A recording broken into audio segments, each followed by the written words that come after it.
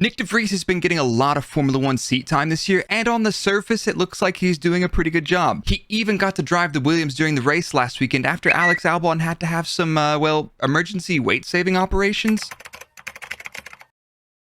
After watching the Monza Grand Prix, the biggest question I had was, is Nyck de Vries overrated? I spent 10 years in Formula 1 analyzing drivers' data and helping them make improvements on their lap time on the track. So in this video, I'm going to have a look over Nyck's driving style from the telemetry data and try to answer that one big question. Is he really that good? But before that, why don't we have a look at Nyck's road to, well, not getting a proper Formula 1 seat. Let's start in 2016. It's de Vries' first championship in the main Formula 1 feeder series, GP3, which we now know as Formula 3. De Vries goes on to finish in P6. That same year, Charles Leclerc won the championship and Alex Albon came second. In 2017, de Vries moves up to the Formula 2 championship and finishes 7th. Meanwhile, Leclerc wins the championship and Albon comes out in P10. Now, de Vries competes in F2 for 2 more years before finally winning the series in 2019. You're never going to guess who came second in that championship, but we'll get back to that. It sounds reasonable. Win the F2 championship and get a seat in Formula 1, right? This is not always the case. Let's take a step back and bring in a few more drivers for context. Both Charles Leclerc and George Russell won F3 and F2 their first seasons. It took de Vries 3 years to win F2. Even Lando Norris finished second in his first F2 season, just behind Russell. So, no Formula 1 seat for Nyck. What has he been up to? Since 2019, de Vries has been a Mercedes Formula E driver and he even won that championship in the 20 to 21 season. But why is Mercedes investing in de Vries as a reserve and test driver right now? He's been out of the main Formula 1 feeder series for 3 years, and I'm still not sure at this point. Is de Vries overrated, or is all of this hype justified? Here's a pretty interesting question. De Vries is a Mercedes reserve driver, but why is he driven for 2 other Formula 1 teams in free practice 1 sessions this year? Other than driving for the Mercedes in France, he's driven a Williams in Spain, and last weekend in Monza he drove an Aston Martin. Actually, this is a pretty normal arrangement between works teams and their customers, so let's get into the data. Okay, quickly,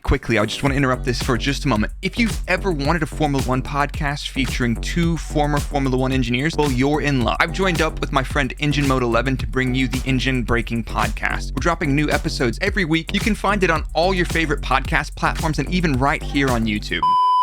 Anyway, let's get back to the data. Nyck's first FP1 session this season was in Barcelona. He took Albon's seat in the Williams for this session. The other Williams is driven by Nicholas Latifi. Oh yeah, by the way, Latifi was the driver that de Vries beat in the F2 championship in 2019. But anyway, I know practice times don't mean much, but let's have a quick look at how Nyck got on through the session. You can see here de Vries is taking his time getting up to speed on the first run and really just feeling the car out. By the second run, he has gone faster than Nicholas Latifi. Yes, by a very small margin, but he's only done 6 or 7 laps in the car at this point. But we can have a quick look through the data from their fastest laps and see what we can learn. Now, I'm not going to go into a great amount of detail about these telemetry plots, but don't worry, I'm working on an introduction to F1 data video for you geeks out there. So just stick with me on this one and I'll explain to you what I'm seeing in the data. Now, in this instance, Latifi's in blue and de Vries in red.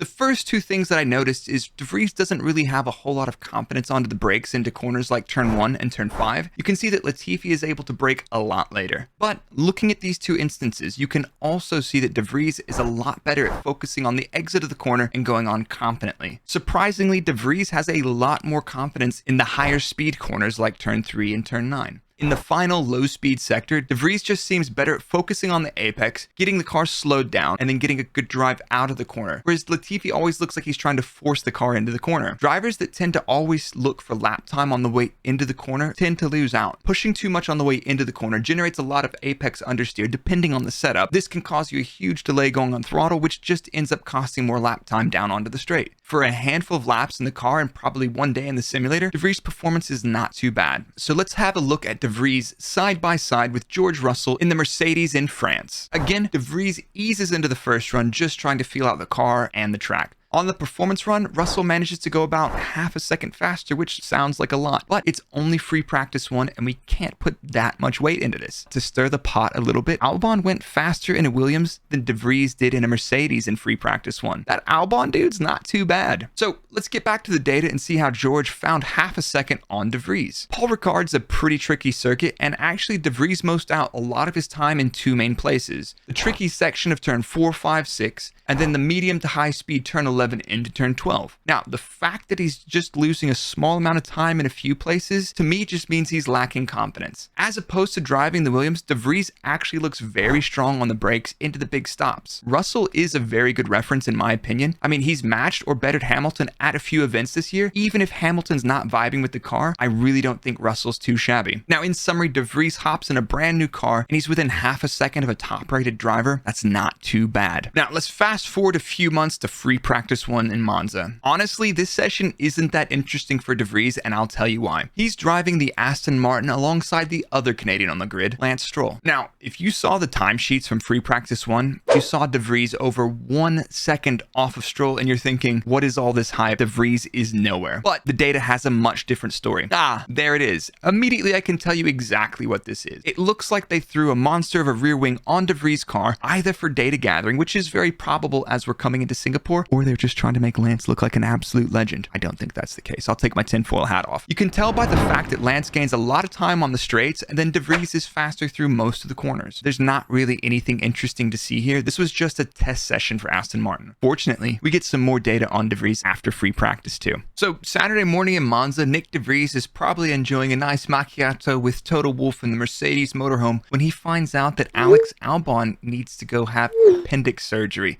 Alex is out. De Vries is in the Williams for FP3 qualifying and the race. Our boy Nick is about to end Latifi's career, but let's have a look through it. We still need to make a decision. I mean, is De Vries overrated or not? I'm still not sure. In FP3, De Vries is about 1/10 of a second off of Latifi after 13 laps in the session. I mean, come on. He's been driving an Aston on Friday morning, hops into another Williams, while having to remember their steering wheel and everything else, and then he's within 1/10 of Latifi, the guy who's been driving this car all season. Let's fast forward now to qualifying. Nyck de Vries makes it into Q2, while Nicholas Latifi is knocked out in Q1 as usual. To be fair, it was only 0.02 of a second between them, but whatever. Let's dig into those laps and see what we can learn. What I can see is that De Vries has absolutely nailed the exit of the first chicane, and Latifi's really just trying to force his way into the corner, and it hurts his exit every time. Latifi does improve that for the second chicane. Here's one of the main things that Latifi seems to struggle with: high-speed corner confidence. De Vries is much faster on the entry to exit of Lesmo 2 and has a lot more confidence rolling speed into the final corner. To me, this just says that Latifi doesn't actually trust the car when it's moving around quite a bit. In general, a better driver can deal with more instability and movement through a corner. Now, Latifi does find a bit of time on the brakes into Ascari here, but by the end of the lap, De Vries secures his place in Q2. Looking at the pace, I don't think De Vries was even close to having a shot at Q3. Now, I think it's pretty tough to make a clear assessment on a driver after only a few laps in practice or by qualifying in some car that you haven't driven since Spain. A full race distance is a very uncommon way to assess a test driver, but it's able to show us a lot more about their adaptability and racecraft. So let's dig into De Vries' race. Now, due to all sorts of crazy engine and gearbox penalties, De Vries starts the race in P8 alongside fellow Dutchman Verstappen in P7. Latifi, after qualifying 16th, is gifted all the way up to P10. Let's have a look at how De Vries and Latifi get on. Here's a chart of the driver's position in the race versus lap number. De Vries holds on to P8 at the start, but gets overtaken by Sainz as he charges through the field all the way back from P18. Latifi drops from 10th to 16th after only 4 laps. Now, I'm not going to bore you with the details of it, but looking at a few different points during the race, De Vries is much more confident on the brakes in traffic than he was in qualifying, and he's finding several tenths a lap over Latifi. De Vries is also much more confident in the car in medium and high-speed corners. Look at how much lap time Latifi's losing through Ascari. That's a lot.